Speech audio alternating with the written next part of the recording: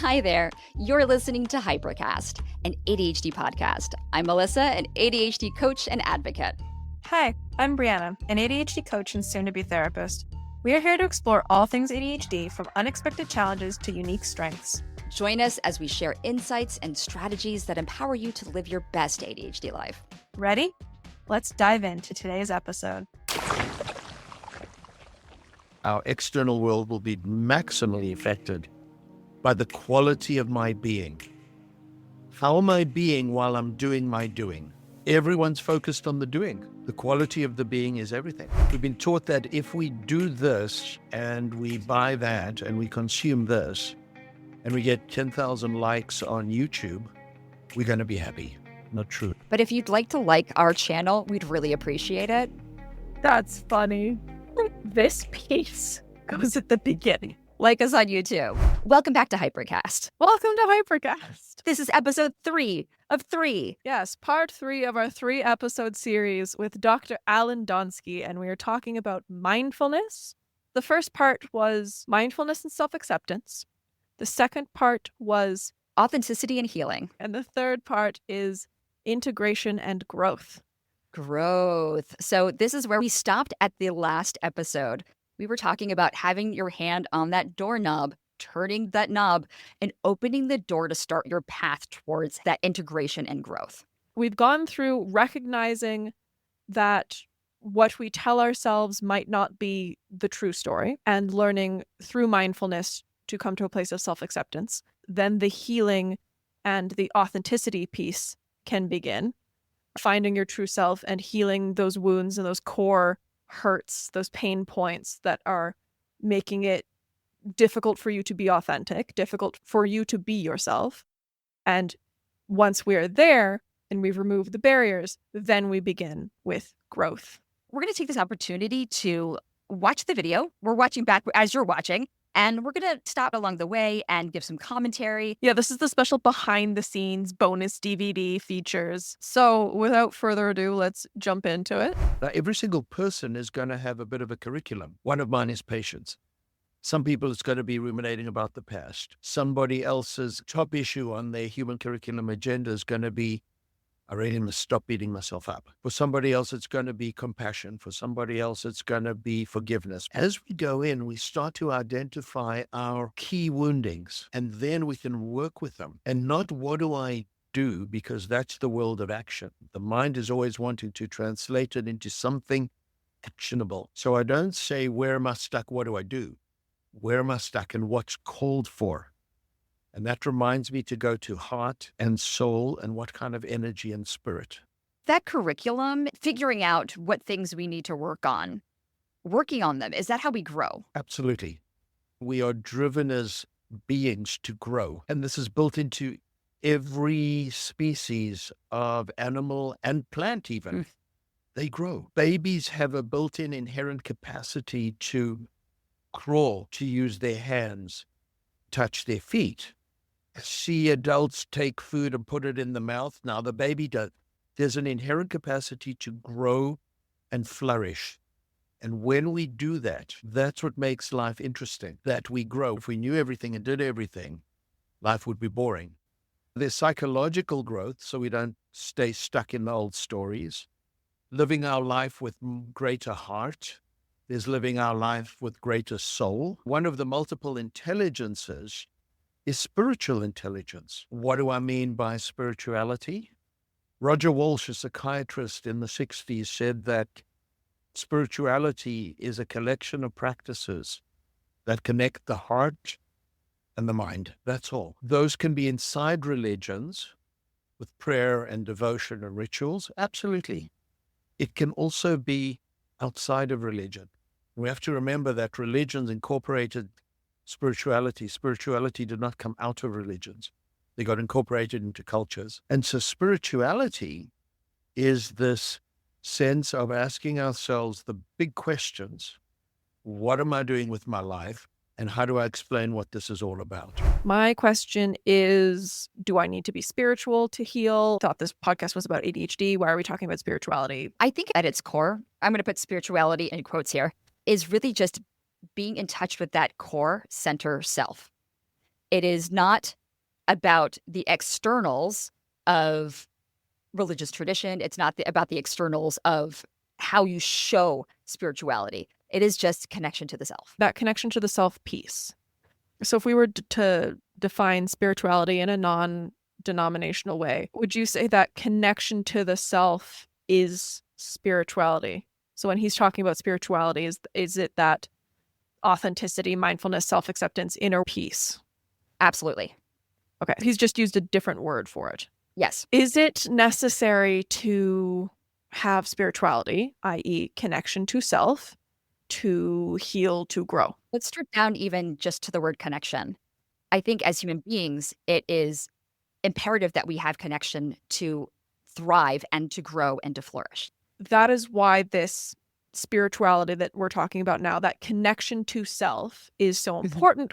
And the way that that relates to ADHD is that sometimes we find distractions because our brains don't like boredom, right? So we're going to find something to entertain it. Or we can treat it as an opportunity. Boredom is actually an invitation to get engaged in something. When ADHD people say they're bored, they're not engaged with something that's interesting to them. Keep me engaged. Keep me interested. Okay, we're back to the invitation piece. So we're there, full circle. We mentioned in previous episodes that the invitation is what we're looking for. And distraction can get in the way. If that's your phone, if that's a thought, if that's anything that our ADHD brains are finding to fill the space to alleviate boredom, that could be something that would prevent that connection to self, that connection to core. If you're struggling with this abstract concept of connecting, find a place where you already can connect, where that connection is easy for you, and practice that skill there. Yeah, absolutely. Through all of these episodes, Dr. Donsky's actually given different words for this connecting back to self, or how to define self, or what the words may be. And he's also said that it's beyond words. We all have maybe one or two words that may help us define and connect. Spirituality, religion, self, core, heart, soul. These things, if any one of them helps you connect, then follow that path with that word. Soak it in. But you can disregard the rest. Just whatever helps you connect, use that. Yeah. This ties back into your authenticity, right? Like, Yes. Work with your brain rather than against it. Yes. Work what clicks for you, what resonates with you. And that is the same thing that I was talking about with if you find a place where that mindfulness is easier, where distractions fade away, practice there. Don't practice where it's hardest, practice where it's easiest. Practice where it's easiest. The inner world takes us into also the questions of the imagery, the mythology, the symbolism, the stories, and they're everywhere on the planet. Every culture, heritage, religion, language has got their stories. Your culture impacts who you are and what your beliefs are and what your values are. Mindfulness is built into some cultures, and connection and growth is built into some cultures. One of the steps on the Eightfold Path is Sama Ajiva, which translates into not doing harm to anyone or yourself. It's not doing harm to your inner self or anyone else's inner self. That's the 10 Commandments. It's the Hippocratic Oath. I, as a therapist, have this do no harm ethical guidelines that I must follow. But this leads back to the us instead of the me. Right. It's thinking of society as a whole instead of just myself. So that piece of community is healing, which we ourselves have espoused in one of our very first episodes, that finding your ADHD community is the first step in self-acceptance and is the first step in healing. And that comes back to connection as well. Yeah. So connection with self, connection with others is important in the healing process. Absolutely. And if you're the type of person that likes to learn and you're curious about the world, maybe look into some of these things. Yeah. Maybe something will inspire you. Like we were saying before, everyone's path is their own, but wherever you get your inspiration, take it. Joseph Campbell said there are 4 functions to mythology. One is keeping us connected to the mystery. There is this unknown that will never be answered, perhaps in our lifetimes. What's this all about and where did it come from? The second is helping us appreciate our place in the cosmos, in the planet, relationships as human beings, and realizing our potentials, the cosmological function. The third function of mythology is it can inform society and how we run. a society. The fourth function is mythology is something to teach us at a personal level, a pedagogical function, that these stories come from a very deep place, stories of creation or purpose. And those stories are very important because we all grow up with them. We've got a personal unconscious and we've got a collective unconscious. That was one of Carl Jung's great ideas, is a collective unconscious. These themes pop up over and over, regardless of culture. You see these stories about these human lessons that we need to learn about how to connect into ourselves and how to connect with others. That golden rule, do unto others as you would have them do unto you. I'm enjoying this mythological aspect of growth because it ties back into the stories we tell ourselves. Are they fact or are they thought or are they feeling? And so where do those stories come from? Some of them come from society, some of them come from our defense mechanisms, but some of them come from mythology, right? Like there are universal human truths that are found throughout all of history, throughout all cultures. So part of our story, part of our values comes from these lessons or these morals that we can learn. When you were talking about how spirituality was tied into religion, I think that was always my biggest hang up with accessing this practice of mindfulness. I'm a baby to the world of mindfulness compared to you two, but I do believe that it is absolutely necessary for those of us with ADHD and a benefit to everyone else. But that piece of having to pause as our brains are going, right? Like that's even more critical for us. And the way that I learned to do that was by taking stock of what moments made me feel the most free, which then led to my most authentic self and my happiness and my joy. And I came down the funnel from like, oh, I like this, or this makes me happier. I actually feel more in control of my body, in alignment with myself, more at peace. That's whenever I'm out in the mountains or in nature or hiking or skiing, and I'm completely surrounded by nature and by silence, like you said at your silent retreats, I can take that moment to reflect. And I realized that moment is mindfulness. The mechanism, there's a lot of neuroscience behind this, that when we do a drop-in or meditation or nature, it takes us out of our thinking, discursive, commentary mind.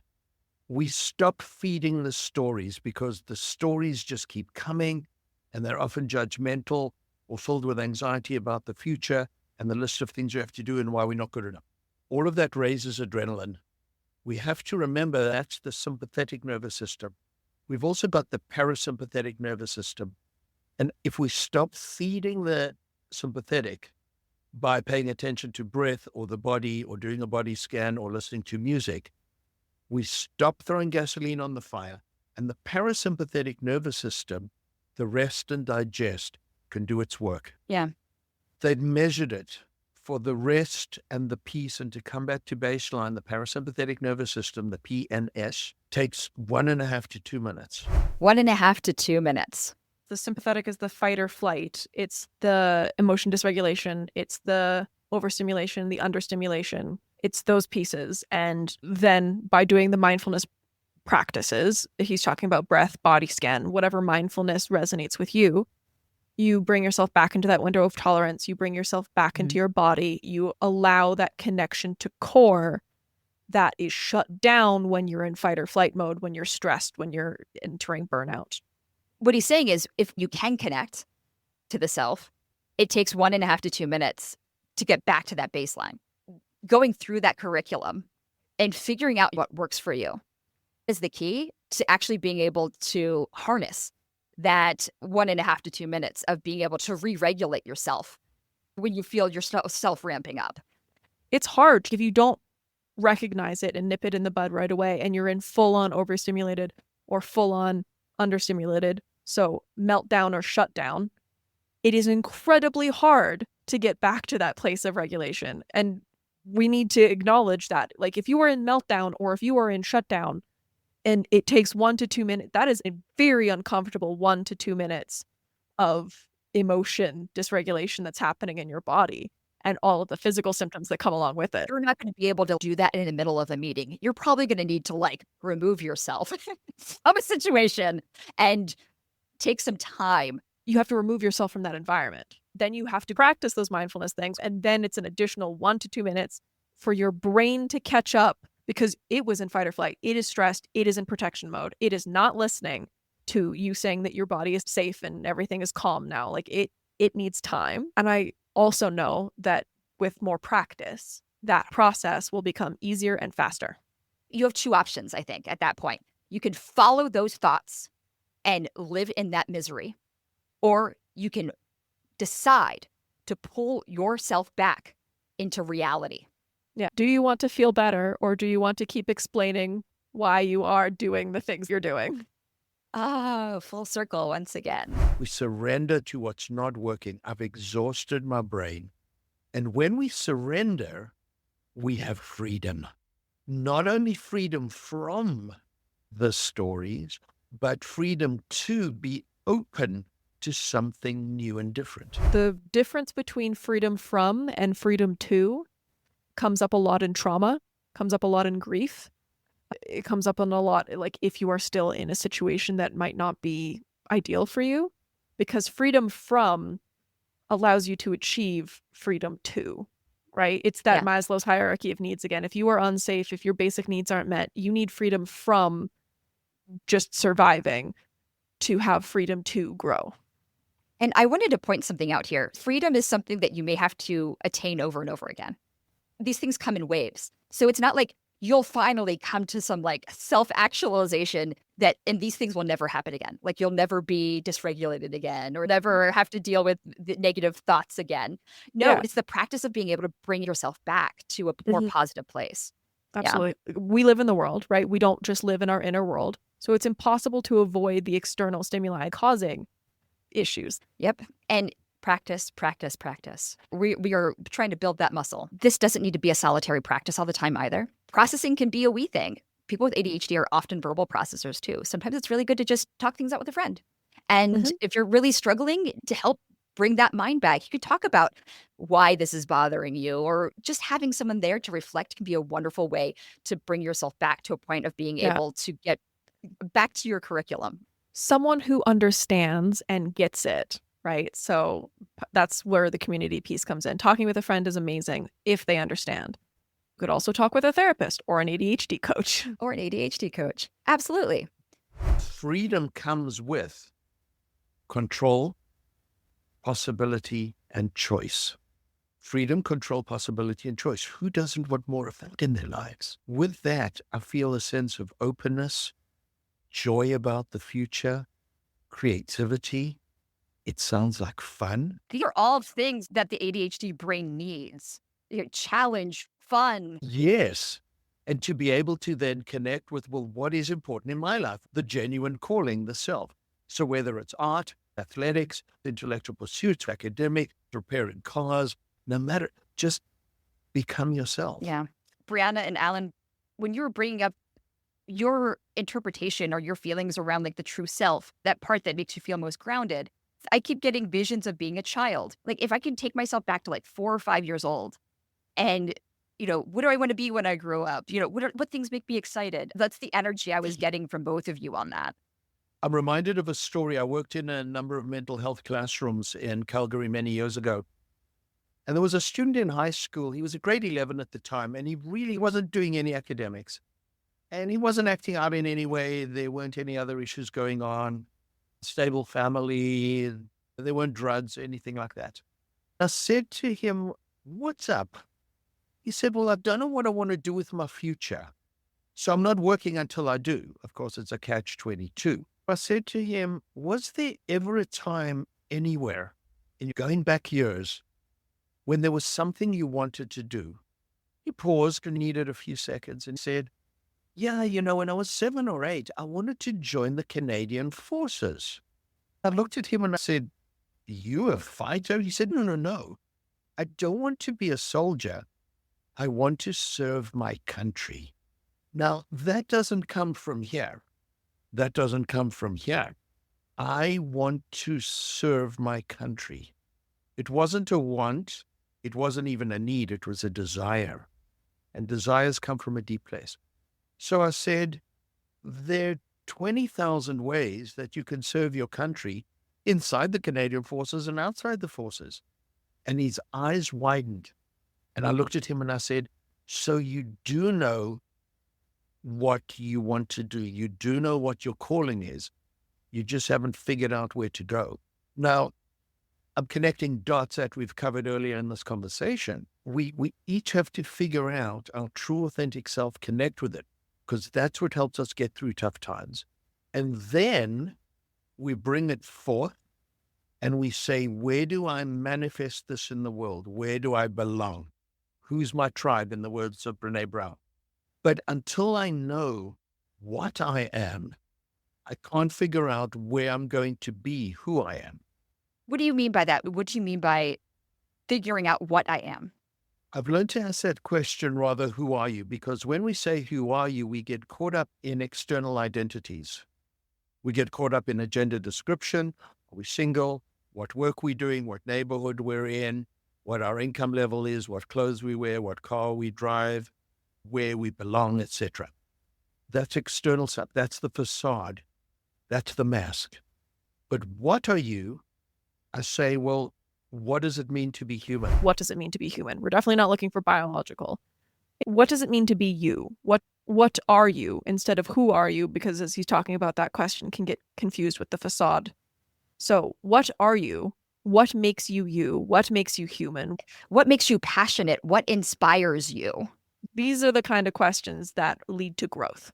Yeah, we do need to dig a little deeper, because it's so easy to give a surface level answer. I'm a computer analyst, or I'm a toll booth worker. There's so many things that we can be in the world. But what are we? What makes your heart sing? That's why these questions are important, because one, it's what leads to growth. But two, if we don't ask the right question, we're not going to get the right answer. And it's a hook question, because who doesn't take people into what are you inside? I'm more than my thoughts and my feelings. I'm more than my humanity. I'm more than my ideas about myself. I am myself. So what are you? Well, I'm a human being. What does it mean to be human? Sometimes I've taken people back to that question, because you can't figure out, I don't know what job I want in life. That's about the fifth step down the line. You're going to only be able to answer what job do I want by figuring out what job do I want that is of interest to me, that is a place I can bring my strengths, my interests, my values. The Japanese idea of ikigai, you bring all those parts of yourself, and then you've got this beautiful harmonic where you are showing up in the world in the way you want. Yes, you need to pay bills. So some people say, well, I'm a musician at heart. I don't think I can make a living at it. That's fine. Go make a living somewhere else, and you've still got 6-8 hours a day where you could do your music thing. One of those questions that comes up over and over and over again are, what jobs are good for people with ADHD? And I love that he says that's like the fifth step along the way, because what job is good for someone with ADHD at the end of the day is something you're passionate about and something that inspires you. If those two things aren't existing for you, then you're doing the wrong thing. It's not something you'll be able to sustain. I agree. And he does bring a valid point of, you need to pay your bills and find something outside of your job that fulfills that inspired creativity, authenticity piece. If you can find a job that you are inspired by, it will make your life much less stressful, much less distressing. Or if you find something outside of work that does inspire you, that makes every day worth living and helps that balance in your life.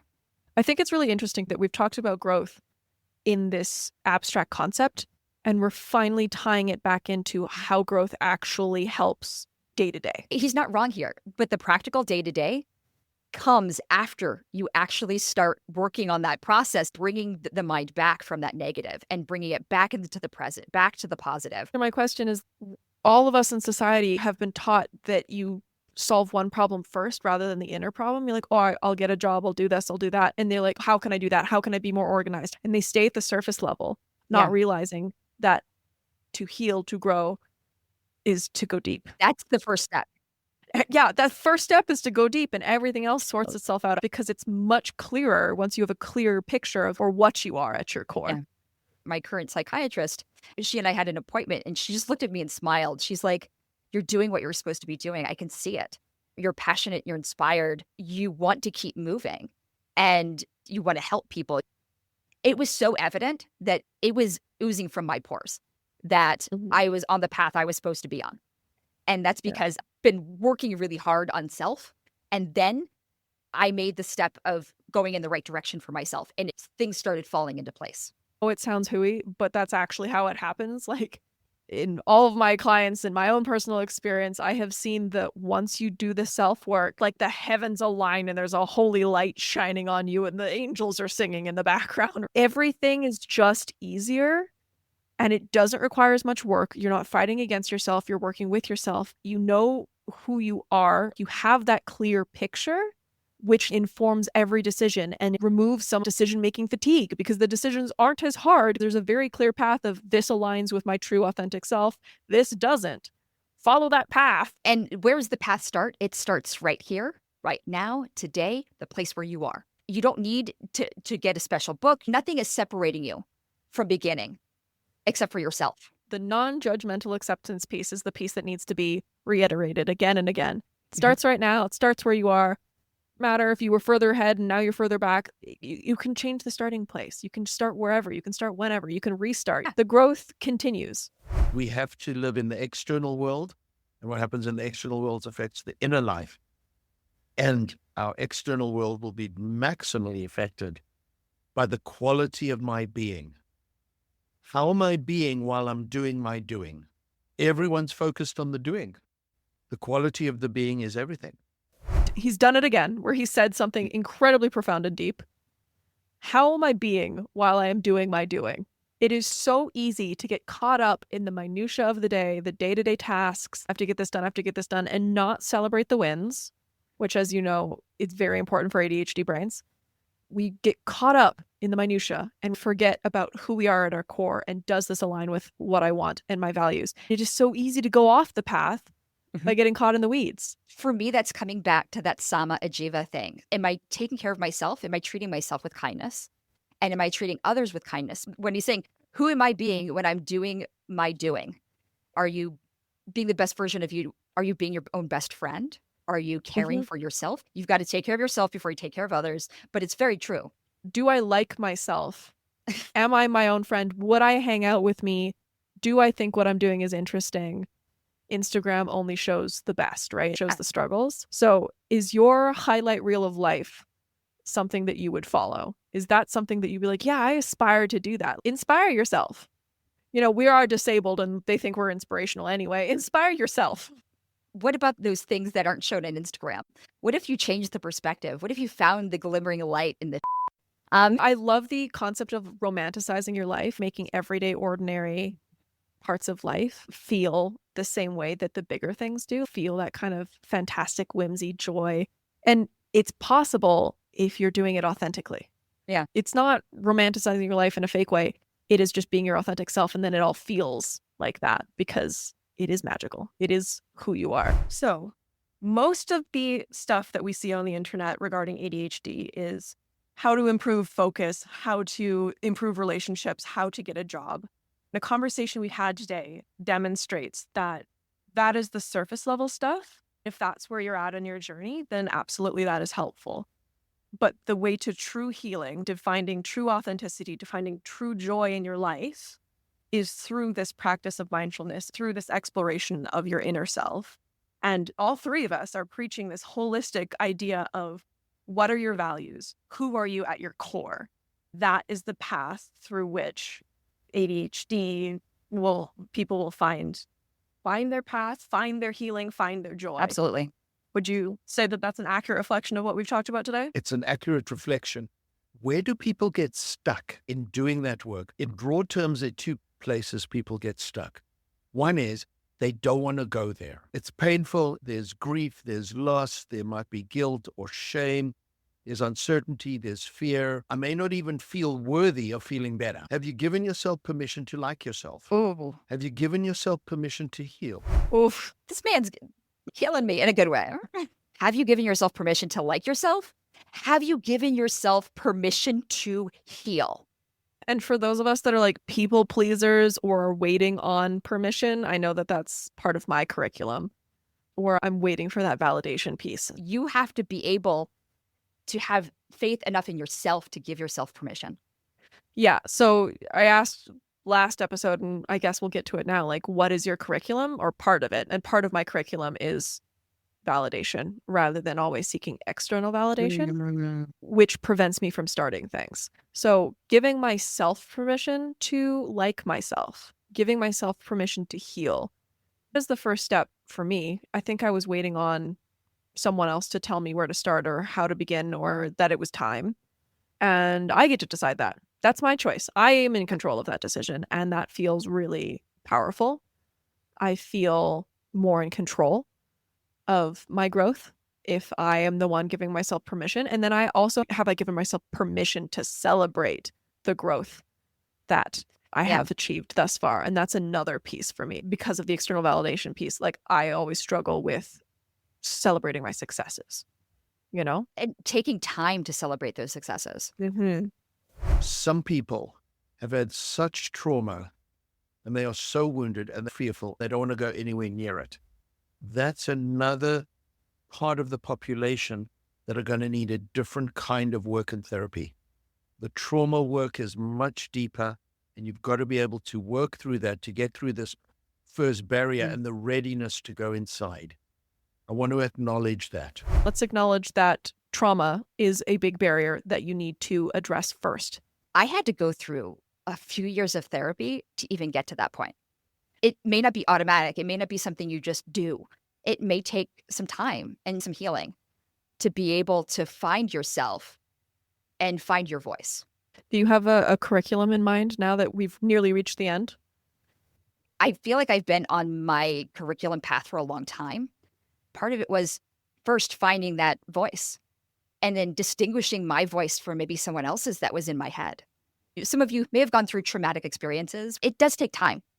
And give yourself the time, be kind to yourself. That we're coming back to that, the kind to your inner self. Your curriculum would be finding your authentic voice. I think part of my curriculum is being okay with things that come. Because sometimes life brings you things you don't expect, but then things turn out better than you ever expected. If you don't keep yourself open to that, you may lose the opportunity to embrace those opportunities.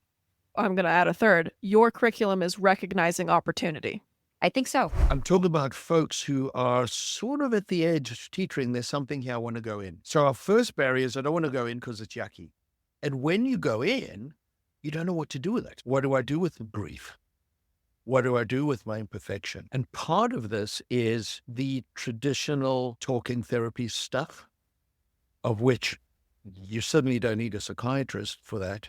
There's psychologists, they're clinical social workers, there's all kinds of counselors, therapists, etc. The other barriers, part of this is becoming educated on the inner life. People haven't known about a human curriculum, and you don't know what you don't know. You haven't been taught this. You haven't been taught, or you sort of knew it as a baby, but then as we're growing up, it gets ignored. The first word a toddler learns is no. Don't touch the ornaments on the coffee table. And then schools tell you how to be. We are climatized externally, and suddenly we're at this adult world. And it's like, what do we do? Well, if you haven't learned about who you are inside, no wonder people are struggling. People are disconnected from themselves. So existential therapy has 4 pillars: emptiness, loneliness, freedom, and death. People feel empty because they haven't nourished their inner self. We've been taught that if we do this and we buy that and we consume this and we get 10,000 likes on YouTube, we're going to be happy. Not true. But if you'd like to like our channel, we'd really appreciate it. That's funny.